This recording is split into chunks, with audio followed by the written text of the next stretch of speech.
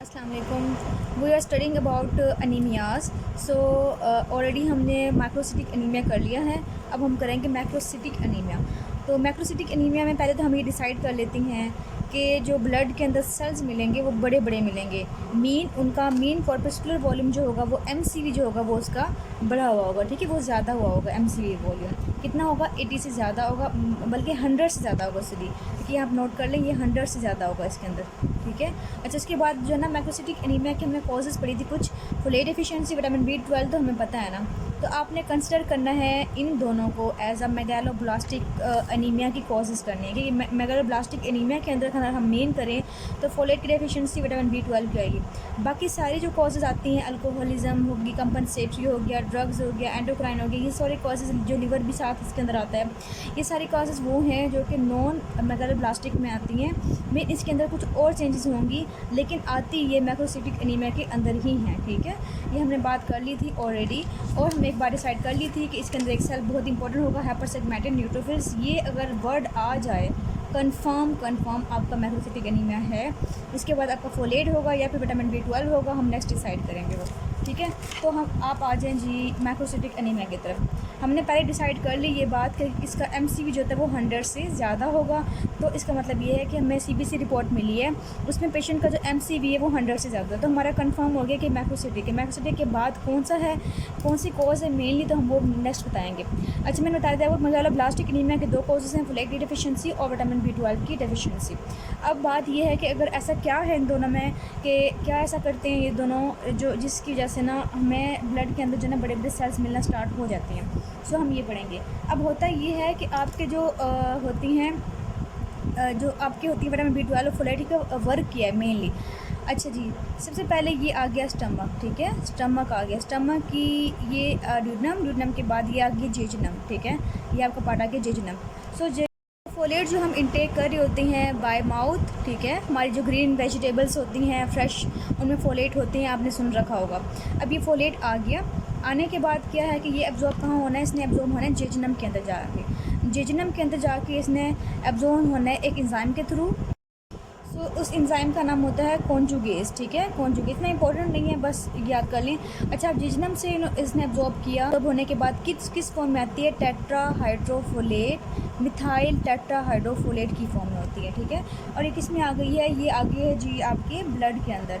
तो ये आपका सपोज करें ब्लड आ गया। आपके जो फोलेट ने कैसे वर्क करना है? फोलेट ने वर्क तब करना है जब इससे छुटकारा पा लेगा। अब मिथाइल ग्रुप को कौन लेके जाएगा? मिथाइल ग्रुप को लेके जाएगा विटामिन B12। विटामिन B12 में आना है, मिथाइल को लेना है, और इस तरह से ये कन्वर्ट हो जाएगा कि इसके अंदर ये कन्वर्ट हो जाएगा मिथाइल कोबालामीन, ठीक है, B12 लिख देते हैं यहाँ पे। अब ये कंबाइन करके चला गया वहाँ पे। अब ये हो गया फ्री, टेट्राहाइड्रोफोलेट की फॉर्म में हो गया। इस टेट्राहाइड्रोफोलेट ने जाना है DNA की सिंथेसिस करवाने के लिए। कहाँ पे? आपकी जितनी भी सिंथेसिस हो रही होती है बोन मैरो के अंदर, RBCs की, वहाँ पे जाके इसने पार्टिसिपेट करना है। फिर ये कन्वर्ट हो जाएगा डाइट हाइड्रोफोलेट के अंदर, फिर दोबारा कन्वर्ट हो जाएगा एंजाइम के थ्रू। वो हमारा मसला नहीं है, हमने बस मेन ये पढ़ना है कि इसने ऐसे वर्क करना है। विटामिन B12 में क्या करना है कि मिथाइल ग्रुप लेना है, लेने के बाद इसने भी इसको छोड़ देना है मिथाइल ग्रुप ने। अब इसने किसको दे देना है? मिथाइल ग्रुप इसने देना है होमोसिस्टीन को, ठीक है, होमोसिस्टीन को इसने अपना मिथाइल ग्रुप देना है। अब देने के बाद ये कन्वर्ट हो जाएगा किसके अंदर? मैथ्योनिन के अंदर। ये बहुत इंपॉर्टेंट स्टेप है क्योंकि इसमें हम लैब डायग्नोसिस करते होते हैं, ठीक है। तो मैथ्योनिन में इसने कन्वर्ट हो गया। अब मैथ्योनिन में कन्वर्ट हो गया तो विटामिन B12 फ्री हो गया। अब ये विटामिन B12 जो फ्री है ये पार्टिसिपेट करेगा DNA की सिंथेसिस के अंदर। अब होता ये है कि आपकी जो सेल्स ग्रो कर रही होती हैं, ना सिर्फ बोन मैरो के अंदर ग्रो कर रही होती हैं, बल्कि जो इंटेस्टिनल की एपिथेलियम होती है वहाँ पे भी ग्रो कर रही होती हैं, वहाँ पे नई नई सेल्स बन रही होती हैं। सो ये वहाँ पे भी इफेक्ट करती है, वहाँ पे भी अपना जो है ना क्लिनिकल सिम्टम्स, साइन सिम्टम्स आ रही होती हैं। अच्छा, आपकी जो विटामिन B12 की बात करें कि कैसे एब्जॉर्ब होता है आपकी बॉडी के अंदर, तो विटामिन B12 आ गया। आने के बाद क्या होता है कि इसकी डाइजेशन होती है। डाइजेशन होने के बाद, पेप्टाइड डाइजेशन के बाद विटामिन B12 जो है वो बाइंड कर देता है एक सलाइवरी एंजाइम होता है जिसे हम कहते हैं हेप्टोकोरिन, सही है, हेप्टोकोरिन के साथ बाइंड कर गया। बाइंड करने के बाद इसने आ जाना है ड्यूडेनम के अंदर। अब ये आपका सपोज ये ड्यूडेनम वाला पार्ट आ गया, ठीक है। ड्यूडेनम के अंदर बाइंड करने के बाद आने के बाद उसने क्या करना है कि वहाँ पे अब आ जाएगा इंट्रिंसिक फैक्टर। इंट्रिंसिक फैक्टर कहाँ से आएगा? आपको पता है कि इंट्रिंसिक फैक्टर जो रिलीज़ हो रहा होता है वो कौन से सेल्स प्रोड्यूस कर रहे होते हैं? वो प्रोड्यूस करते हैं parietal cells. Parietal cells produce कर रहे होते हैं स्टमक के। अभी इंट्रिंसिक फैक्टर आ गया, आने के बाद इसने अब इसको हेप्टोकोरिन को अलग कर देना है, विटामिन B12 को पकड़ना है। पकड़ने के अब विटामिन B12 और इंट्रिंसिक फैक्टर जो है कंबाइन कर जाएँ। कंबाइन करने के बाद ये बना देंगे, ये इंट्रिंसिक फैक्टर है साथ कंबाइन किया हुआ है B12 ने, ठीक है। अब ये जाएंगे आइलम की तरफ। आइलम में एक अलग सी होती है प्रोटीन जिसे हम कहते हैं क्यूबोलिन। क्यूबोलिन में जो है इसे पकड़ना है। पकड़ने के बाद जो है ना विटामिन B12 पकड़ना है। पकड़ने के बाद एब्जॉर्ब करवा देना है। एब्जॉर्ब करवाने के बाद फिर इसने चले जाना है ब्लड के अंदर, ठीक है। और ब्लड के अंदर एक आपका MCQ आ रहा है कि अगर ये ब्लड है, ठीक है, ये सपोज ने ब्लड में गया है तो कौन सी प्रोटीन होती है जैसे ट्रांसफ़र करवाती है?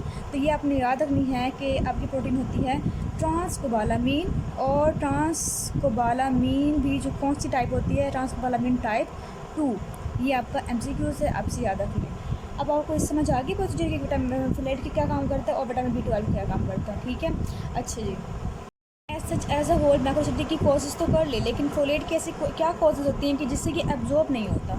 सो आप ये नोट कर लें कि आपके जो फोलेट की डेफिशिएंसी होती है वो मोस्ट कॉमन कॉज जो है इसकी, मोस्ट कॉमन कॉज वो है इसकी अल्कोहलिज़म। अल्कोहलिक्स के अंदर जो है ना वो डेफिशिएंसी हो जाती है अक्सर, ठीक है। तो ये मोस्ट कॉमन कॉज है। तो इसका मतलब ये है कि आपकी कौन सी कॉजेज़ आ रही हैं? डाइटरी कॉजेज़ आ रही हैं कि डाइट के अंदर जो है ना प्रॉपर आप फोलेट वाले जो सब्स्टिट्यूट होते हैं, जो ग्रीन फ्रूट्स वेजिटेबल्स होते हैं वो आप नहीं ले रहे तो वो एब्जॉर्ब नहीं हो रही, ठीक है। एक तो ये कॉज होगी। सेकंड आपकी जो कॉज होती है वो ये कि इसमें कोई ना कोई आपके ड्रग्स आ जाते हैं, ठीक है। अगर ड्रग्स आपने लिए हैं कोई भी, उस जैसे कोई मेथोट्रेक्सेट हो गया, इसके अलावा जो हम एंटी ले रहे होते हैं, फेनेटोइन वगैरह ले रही होती हैं, एंटी साइकोटिक ड्रग्स ले रहे होते हैं, ठीक है, वो करवा रहे हो। अगर हम बात करें माल एब्जॉर्प्शन की, तो माल एब्जॉर्प्शन में क्या होता है मेनली, जैसे आप पता है कि स्टमक की डिजीज़ होती है, सीलिक डिजीज़ होती है, ठीक है। इसके अलावा टॉपिकल स्क्रू होता है। ये सारे जो डिजीज़ होती हैं सारी क्या करवा रही होती हैं? ये करवा रही होती हैं कि एब्जॉर्प्शन ना हो। एब्जॉर्प्शन नहीं होती है तो फिर इसकी डेफिशिएंसी हो जाती है। सो ये 3 डाइटरी हो सकती है, ड्रग्स हो सकती है, माल एब्जॉर्प्शन होती है। ये 3 मेनली इसकी जो होती है ना वो कॉजेज़ होती हैं। अच्छा, अब होता ये है कि फोलेट की डेफिशिएंसी हो जाएगी तो कौन कौन से क्लिनिकल फीचर्स डेवलप होंगे? अब हम करते हैं क्लिनिकल फीचर्स मेनली इसी के क्या डेवलप करते हैं। तो सबसे पहले हमने कर लिया कि जो आपकी होती हैं वही पेलरनेस, वीकनेस, ठीक है। इसके अलावा फटीग, सारे के सारे एनीमिया वाले फीचर्स तो आएंगे ना। लेकिन इसके साथ क्या होता है? इसके साथ वो कहते हैं कि सोरनेस मतलब जो है ना टंग होती है, ठीक है, उसमें जो है ना सोरनेस हो जाती है। मेरी से कोई चीज़ खाती हैं तो हमें लगता है जैसे कहते हैं ना कुछ लोग कि मेरी जो ज़ुबान है पक गई है, इस टाइप का फ़ील होता है, ठीक है। और इसके अलावा अगर हम बात करें इसकी और क्या होती है, न्यूरोलॉजिकल सिम्टम जो होती हैं वो इसमें नहीं होते। ये डिफरेंशिएट करती है इसको विटामिन B12 को, ठीक है। न्यूरोलॉजिकल सिम्टम जो होंगे इसके अंदर वो नहीं होते। तो ये बहुत इंपॉर्टेंट इसकी बात है।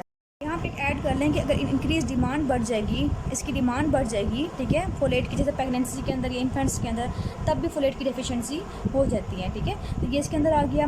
अच्छा, मैं बता रही थी आपको कि सारे सिम्टम्स ये होंगे, लेकिन आपको एज अ होल जो क्वेश्चन आता होता है मेनली जो मैक्रोसिटी का आता होता है, यहाँ पे मेनली बताएंगे अगर न्यूरोलॉजिकल सिम्टम्स दे दिए हैं तो विटामिन B12 है, जैसे टिंगिंग की सेंसेशन वगैरह बताती हूँ मैं आपको आगे। इसके अलावा कोई सिम्टम्स हैं तो मतलब ये कि फोलेट की डेफिशिएंसी है। एक और बात कि फोलेट की जो है ना वो स्टोरेज ज़्यादा नहीं होती, तो ये आपकी डेफिशिएंसी होगी 2 to 3 मंथ्स के अंदर जो है ना इसके अपीयर हो जाएगा अनीमिया। लेकिन विटामिन B12 का स्टोर बहुत ज़्यादा होता है तो इसका काफ़ी ईयर्स के बाद जो है ना सिम्टम जो है ना वो अपीयर होते हैं। बात करते हैं विटामिन B12 की क्या कॉजेज़ होती हैं। विटामिन B12 की ये कॉजेज़ होती है, सबसे पहली बात याद रखनी है कि डाइटरी डेफिशिएंसी से नहीं होती। फोलेट की हो जाती है, इसकी नहीं होती, क्योंकि ये तकरीबन हर जगह ही हर फूड में कोई ना कोई क्वांटिटी होती है और वैसे भी ये काफ़ी स्टोर्स फॉर्म में होती है बॉडी के अंदर, तो इतनी डेफिशिएंसी नहीं होती।